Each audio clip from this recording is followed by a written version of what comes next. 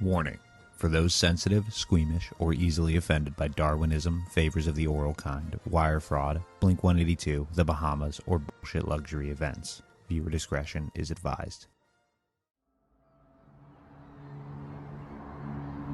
Could you imagine trying to host a music festival even on Miami Beach or in Boston or LA? Almost impossible without an incredible big infrastructure. So dial it up to a small island in the Bahamas. It'd probably be the most difficult place you could possibly do it. Hey, so maybe you know about this event. Maybe you don't, though. So let me give you a quick recap. It was a massive social experiment to see what would happen if you were to stick a bunch of millennials with money on an island hoping to see Blink-182 perform live opposite the unpaid locals who had to build a stage, production, atmosphere, and whatever the hell else took 2 months for them to build. And, well, if you weren't there, the results were hilariously tragic. I'm kidding, of course, but it is kind of what happened. So an event called Fyre Festival is announced. Billy McFarland and YLYL are the heads and faces of it. Every possible wrong decision is made. A bunch of millennials are left stranded in another country and forced to fend for themselves. The event is canceled. Billy gets arrested on wire fraud charges. Immediately after his bail, he decides to spend the remaining time as a free man, selling fake tickets to the Met Gala, Burning Man, Coachella, backstage passes to meet Taylor Swift, just to name a few. Billy was sentenced to 6 years in prison, and YLYL went back to his part-time job at the Bean and Flick.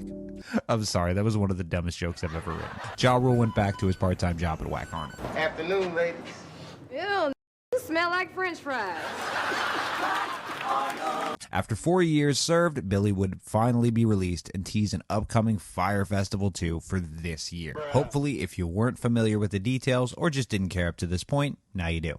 So let's give a fun little recap before talking about what's since been announced. So a self-proclaimed entrepreneur, Billy McFarland and YLYL have this idea to create a Coachella-like event called Fyre Festival to promote Fyre music, an app that was meant to help you, the consumer, book talent for your next big event, just in case you happen to have $50,000 to $800,000 lying around to book Major Lazer for a Sweet 16 or dinner party. Revolutionary. Now, I only say self-proclaimed entrepreneur because Billy's only notable contributions was a video sharing app called Spling, which failed fucking miserably, and Magnesis, a black card similar to American Express's Centurion card, but instead it was just a heavy metal card that you could attach to your typical debit card because it had no actual credit value. The only benefits being that you may get some form of insider perks, like VIP access to certain venues, discounts on hotels, dining, and other various bullshit that was reduced to a handful of events that took place at a luxury clubhouse in Manhattan. So if you aren't local, fuck you. Basically, just imagine coming up with like a semi-useful idea, right? Like a phone case that you can use to angle so that you can watch all your favorite YouTubers without having to hold it or lean it against something. And you have that one asshole friend like, and what if we could put a tracker in it so that it attaches to an app in your phone so you never lose it? Oh, and then you could put like a secret compartment for your wallet, and it can dispense toilet paper to wipe your ass. That's essentially Billy. So Billy begins networking and building up an exclusive clientele list for his app, including his business partner, YLYL. And so Billy begins networking and building up an amateur clientele list for his app. One notable figure, as well as his business partner, YLYL, begins a sort of friendship with Billy, and together they discuss an idea for an event. One like no one has ever seen before. And boy, did they hit the nail on the head. Mainly because it never actually happened. So legend has it that Ja and Billy were voyaging in a private plane over the Exumas before spotting a small island called Norman's Cay. Because I guess they're fucking explorers now. With Billy and Ja's discovery of a tiny island in the Bahamas, they had their venue for Fyre Festival. An event meant to host up to 6,000 people on an island that was barely capable of maintaining plumbing, Wi-Fi, or any proper infrastructure. With everything moving ahead as planned, Billy began negotiations with the island's owner, who was concerned about the reputation surrounding the island because, as it turns out, the island was once used by the Medellin cartel for their smuggling operations in the Bahamas. For those of you that don't know, this was Pablo Escobar's cartel, but Pablo was not the owner of the island. With the reputation attached to the island, though, the owner agreed to lease it to Billy under the condition that Pablo's name be left out of all marketing material. The pair agreed, and with rules and boundaries in place, production moves forward in making the promotional material for the majestic, beautiful, and all-around mysterious event of the century.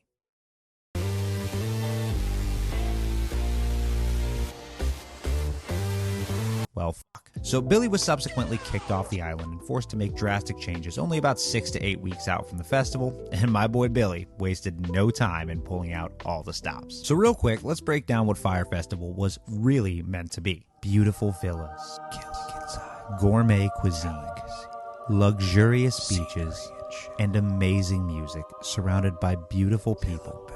An all-inclusive luxury holiday where, in Billy's words, can live like a king. Pin. A drug kingpin, I guess. So media outlets were reporting tickets of up to $250,000, which would make sense if these were the same people who could afford to book Beyonce for their gender reveal party. But instead, people were booking early bird special and special event tickets for as low as $500, which would make sense for the average consumer looking to book the experience of a lifetime. The problem is that this makes more sense as a long-term investment, meaning investors would have to let their money ride for an extended period of time with no guarantee of a return. If Billy was capable of creating a stable infrastructure around his new location, scale expectations way down, and over the course of several years continue to build it further, the investors may start to see a massive return. But what the fuck do I know? I'm not an entrepreneur. Anyways, let me take a moment just to remind you that if you're enjoying the video, remember to give the video a thumbs up or a thumbs down if you don't. Share the video with a friend, and don't forget to subscribe if you haven't already. Much appreciated. So the money was quickly drying up, with an extremely low payout from event goers thanks to discount tickets and extremely high expectations for such an experience. Billy had to start looking for more investors and more money. He would create the Fyre bands, an RFID bracelet that event goers would load their money onto for food, drink, and other expenses, as this would become a cashless event. He would also begin advertising mini events such as dining experiences, jet skis, private cabanas, plane tours, among many others. All things that they would need even more money to make possible in the first place. Billy was fighting money with IOUs and bad ideas. To make matters worse, the Fyre Festival team were trying to downscale the project, lower expectations, and inform investors of crucial issues leading up to the event. But Billy was a problem solver.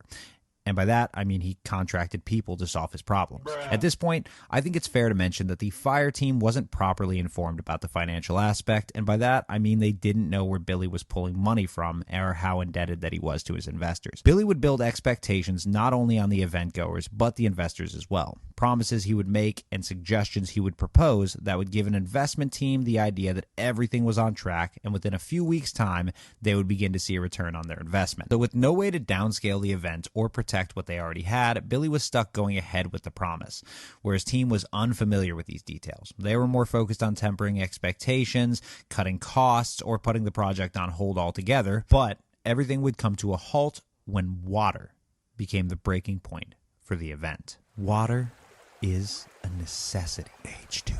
Essential. Electrolyte. It's what drives us. Dehydration. Without water, we are nothing. Well, we're like 20% of what we once were. Beyond the 5-star food, accommodations, places to poop, one survival essential is water. And for Billy and his crew, it's there in 4 massive containers, ready for the festival. Just behind a wall of customs officers under lock and key, and without the money to spare, they needed a plan.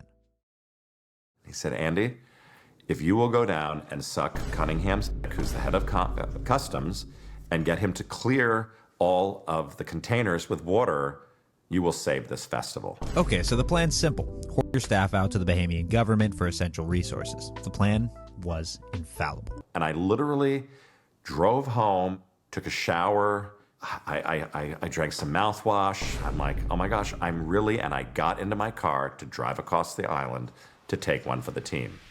And I got to his office fully prepared to suck his dick. But he couldn't have been nicer. And he's like, Andy, listen, I will let you serve it, but I want to be one of the first people to be paid this import fee for what you're doing. Oh, thank God. So with the water saved, the festival is back on track. Oh, right, the festival.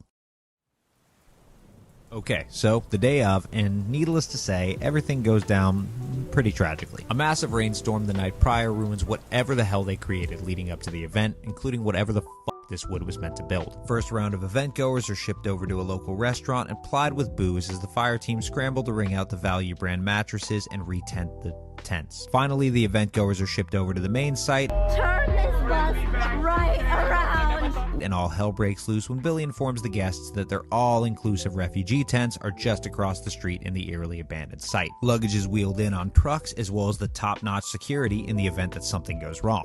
Hopefully you bought travel insurance. The main site becomes a free-for-all as everyone scrambles for their luggage and a safe place to sleep. But most of the guests were so drunk, they were incapable of finding their friends, let alone their belongings. It wasn't until the next day that people speculated that Billy had finally realized what was happening and how bad it was. And it wasn't long after that Billy was nowhere to be found. The Bahamian government was out a lot of money. Homeowners who rented their houses out as an Airbnb hadn't been paid. Locals who worked tirelessly on the site for weeks were out thousands of dollars, and people wanted answers. But with no one to take orders from or answers to give, the few remaining Fyre team members had to scramble to safety, some with their lives in danger. Some of them started putting hits out on people, either to take them hostage and then get ransom, or just to hurt and injure. The management team started to look left and right, and suddenly it was sort of the save yourself mode kicked in. I literally traded clothes with one of the employees that had been working with me. Someone pulled up in an old car. I jumped into the back and laid down in the back seat so I could at least get out of the village. This wasn't just disastrous from Billy's perspective or the thousands of people who paid to go see Blink-182. This put a lot of people in immense danger, and even more people out loads of money. Even after the fall of the festival, things only got worse. Billy had to let his team go, forcing a halt on any sort of paid work, presumably forcing them to quit on their own terms. One Bahamian local, in fear of his own life, fled his residence. Another local was out $50,000. Billy's team began receiving visits from the FBI, filling them in on what Billy had been up to this entire time, inflating sales figures and projections to scam investors into thinking his ventures were more successful than they actually were. Billy owed people a lot of money. And finally, on June 30th of 2017, Billy was arrested on wire fraud charges. He was released on a $300,000 bail, and with all the intention and eyes on him, he committed some more fraud. NYC VIP Access was a company that Billy started with the sole intention to, well, honestly, I don't think anyone really knows what his goal was. He began targeting the Fyre Festival email list to offer exclusive and non-existent packages to the fair and lucky few who didn't feel that they were scammed enough for 1 year. Met Gala, Coachella, Burning Man, dinner with LeBron James, everything you could ever hope for at a one-time low price. Just call Frank. And it's at this point in the script that I'm not exactly sure how else to sell this to you. It's clear that he's lost his mind, but with no rhyme or reason, he's just continuing to dig himself a bigger hole. On March 18th, Billy pled guilty to 2 counts of wire fraud and faking documents to scam investors into putting more than $26 million back into his company. On June 12th, he was charged for selling fraudulent tickets to various events under NYC VIP Access. And on October 11th of 2018, Billy was sentenced to 6 years in federal prison. He's since been released, and in that time, he's also hinted about another Fyre festival. He's also teased a new business venture called PERT, a virtual, immersive, decentralized reality, whatever the fuck that means. In April of 2023, Billy announced via Twitter that Fyre Festival 2 is happening. In August, he releases the first 100 tickets for only $500. Oh, fuck, why does that sound familiar? And they sold out relatively quickly, according to him. Now, I can only assume that these people either aren't familiar with Billy or Fyre Festival, they're masochists, or can't imagine that this could fail twice in a row. Either way, tickets are still on sale on his website, fyre.mx. and is scheduled to move forward with its events planned from March 30th to June 2nd of this year on YLYL in Mexico. I think I pronounced that right. If I didn't, who gives a shit? And honestly, Billy, if you need an influencer, I'm all in. I know compared to everyone else, I'm not shit. But considering the shell shock you left most of them with, I think I'm probably the best you got. So hook me up with some VIP tickets because I've seen Castaway enough to know exactly what I'm in for, and I'm ready for it. Pretty well-made fire, huh, Wilson?